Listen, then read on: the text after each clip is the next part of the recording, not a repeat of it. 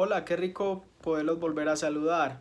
Bueno, hoy vamos a hablar de dos temas muy importantes.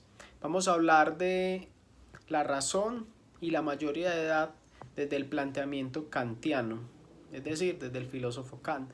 Y vamos a hablar sobre la desconexión moral de Bandura. No sé si alguna vez se han preguntado por qué las personas en masa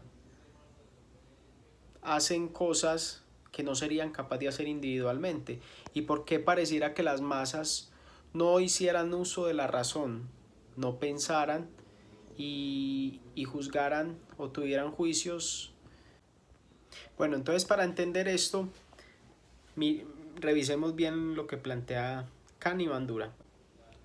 Kant nos planteó lo que se conoció como criticismo kantiano. ¿Qué era el criticismo kantiano? ¿Cómo era su planteamiento filosófico? Que las ideas llegan a nosotros, las percibimos, esas ideas pasan por un entendimiento y al final hay un uso de la razón sobre esas ideas. La terminación misma del pensamiento es el uso de la razón. Kant ponía en consideración la razón como algo fundamental para el ser humano. Este uso de la razón permitía entonces al ser humano adquirir una autonomía, lo que él denominaba que eran seres emancipados, que eran las personas que a través del uso de la razón podían tomar decisiones.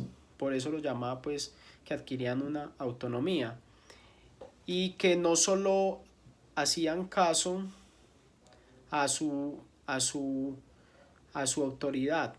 Entonces, este uso de la razón le permitía eso, adquirir una autonomía.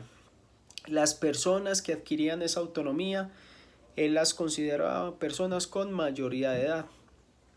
Bueno, entonces, ¿qué nos plantea Bandura? Bandura ya no nos habla desde la parte de la razón, sino que nos intenta explicar por qué las personas en el colectivo hacen daño a otras personas y él lo llamó de desconexión moral. Entonces él la definía de la siguiente manera: la desconexión moral son una serie de mecanismos sociocognitivos, es decir, socio porque se hace en masa, va desde el colectivo, y cognitivo porque son las formas como pasa por nuestro pensamiento. Entonces él decía, son mecanismos sociocognitivos que permiten hacer daño a otra persona sin dañar nuestra imagen. Entonces él para explicar cómo funcionan estos mecanismos hace mención de 8 mecanismos. Hoy vamos a ver algunos, pues no los vamos a ver todos.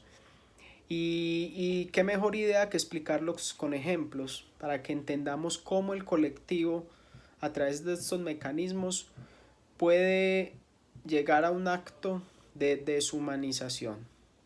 Bueno, entonces, ¿qué mecanismo vamos a ver? Vamos a ver uno que él denominaba desplazamiento de la responsabilidad.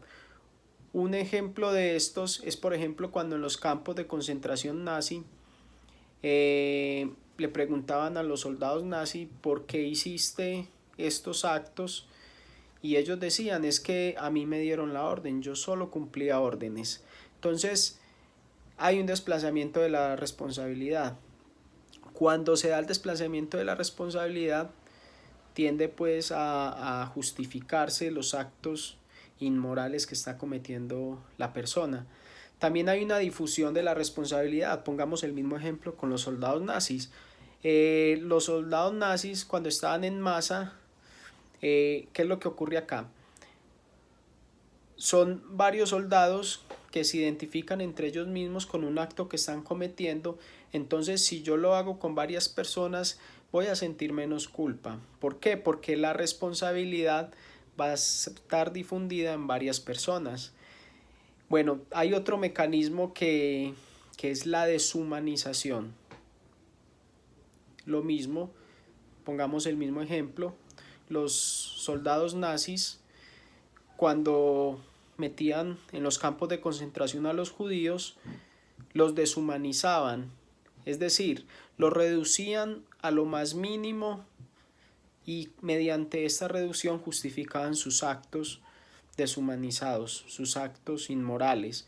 Entonces, como eres judío, pues mereces morir. Muchas veces lo hacemos también, por ejemplo, cuando varias personas quieren linchar a un ladrón, como eres un ladrón, mereces morir. Esto sería un acto de deshumanización. Estos actos se ven mucho en nuestra vida cotidiana, no solo en cuestión de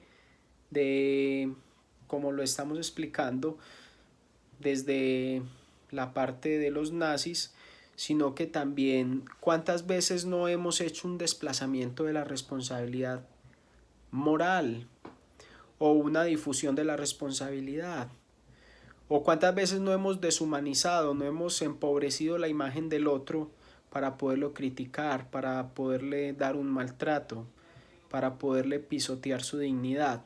Entonces mi invitación es esa, a que no te quedes en el colectivo y en una desconexión moral, sino que hagas uso de la razón para que en vez de tratar mal a una persona, de deshumanizarla, puedas ayudarle, puedas escucharle y puedas darle un lugar importante, que esa persona se sienta valiosa.